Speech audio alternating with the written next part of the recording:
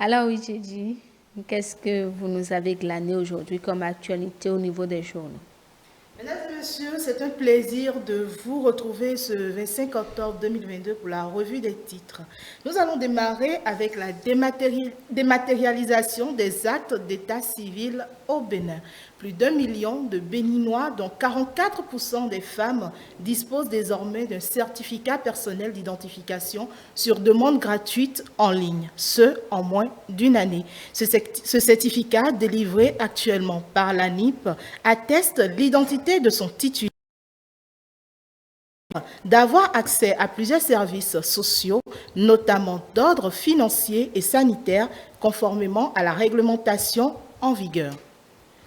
Des difficultés dans l'obtention du certificat de résidence pour les législatives 2023. Le parti Mouvement des élites engagées pour l'émancipation du Bénin se prépare activement pour répondre au rendez-vous du 8 janvier 2023.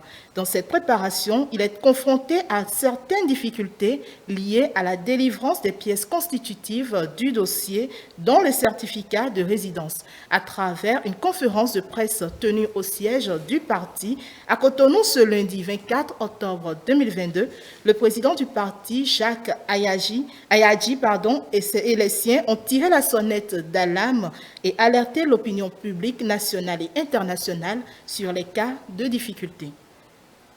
Le ministre de la Santé monte au créneau, dément et clarifie face aux intox autour des vaccins contre la poliomyélite. Suite aux alertes mensongères au sujet de la qualité douteuse des vaccins contre la poliomyélite administrés aux enfants dans le cadre de la campagne de vaccination, le gouvernement est monté au créneau. C'est dans une déclaration rendue publique ce lundi 24 octobre 2022 que le ministre de la Santé, le professeur Benjamin Humpati, a apporté des précisions techniques pour éclairer l'opinion.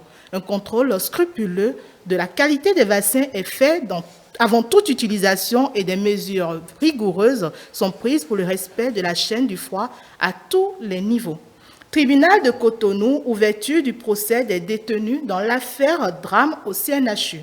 Suite au drame qui a eu lieu le vendredi 7 octobre dernier à la clinique universitaire polyvalente d'anesthésie-réanimation du CNHU HKM, le procès des 4 personnes interpellées s'est ouvert ce mardi 25 octobre 2022 au tribunal de première instance de première classe de Cotonou. Une coupure d'électricité a interrompu le procès qui a été renvoyé au 8 novembre prochain. Le juge a rejeté les demandes de mise en liberté provisoire sollicitées par les avocats des 4 détenus ayant comparu. Et pour finir, boxe, le Béninois Clément Loko bat KO le Nigérian Félix Ezekou. Clément Loko, alias La Panthère, a réussi à battre par KO le Nigérian qui évoluait sur ses propres installations ce samedi 22 octobre 2022 au Nigeria.